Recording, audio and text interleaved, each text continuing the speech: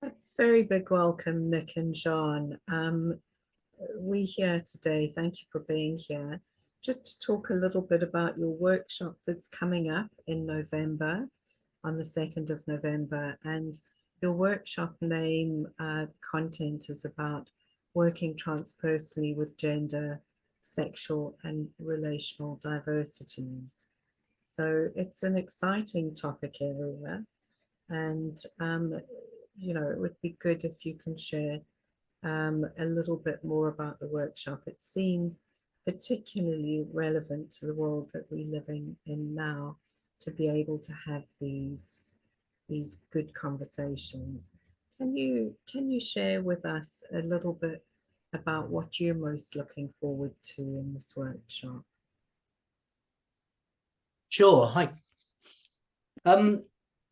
Yeah, I think Jen and I have been developing this over the last few years, really, just in connection with how psychosynthesis can bring, a lot more into the therapeutic space.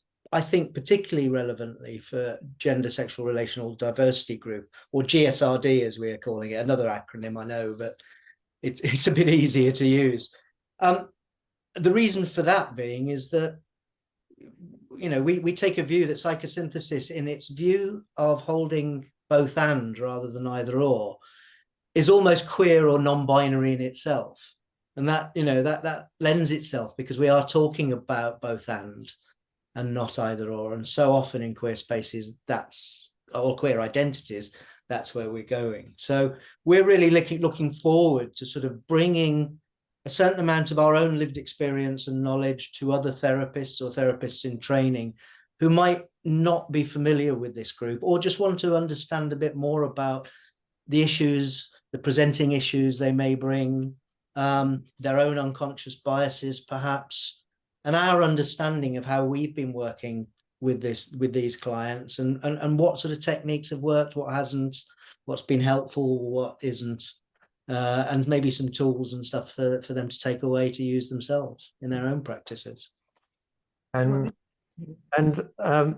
if we look at what is happening, for example, in the US at the moment and around the world in terms of, queer rights and thinking about particularly about transgender people, we both, Nick and I, have, a lot of our clients now have been coming into therapy with anxiety about what is happening in the world, and that is really being affecting them. Who's next? I'm next. They're going to get me again?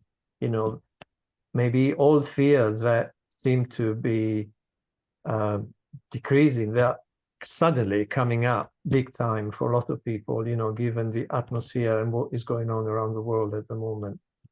Yeah, so the wider unconscious infiltrating your space. And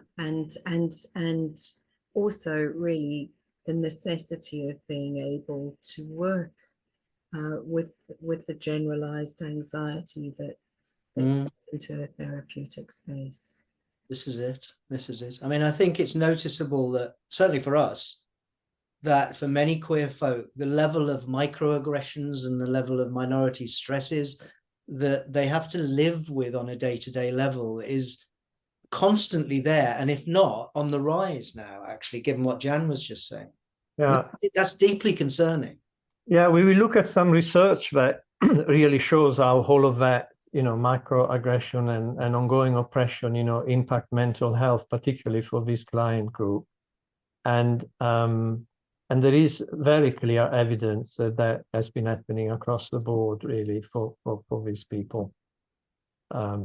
I mean, we have also our own experiences to bring to the fore, I suppose, thinking about that, which give us a very important insight into that.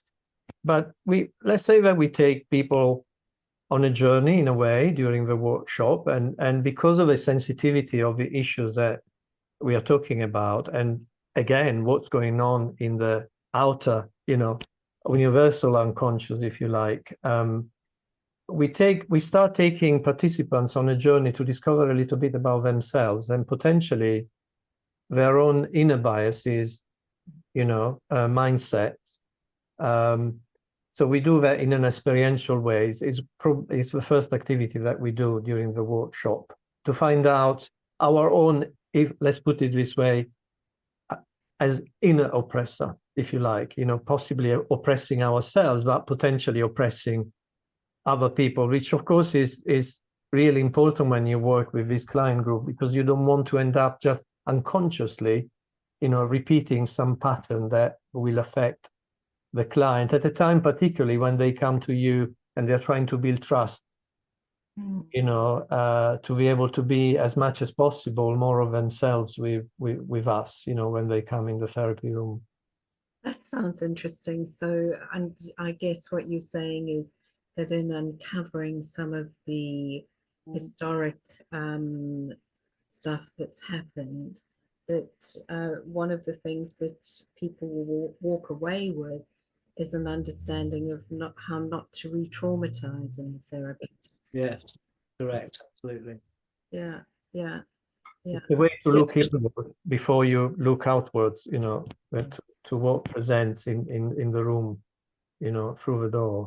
And just bring, one of the key sort of holding views or holding points for this is bringing an awareness that being GSRD is not pathological in itself, or the neuroses and disturbances that people might experience are not because they're GSRD or because they're queer or gay or bisexual.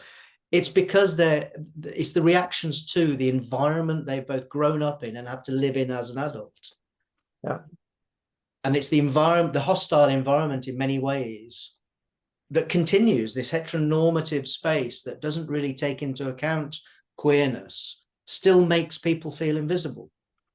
So it's actually the reactions to the environment I'm in rather than the sort of the identity itself, if that makes sense.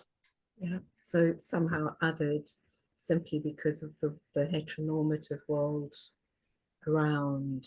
Yeah.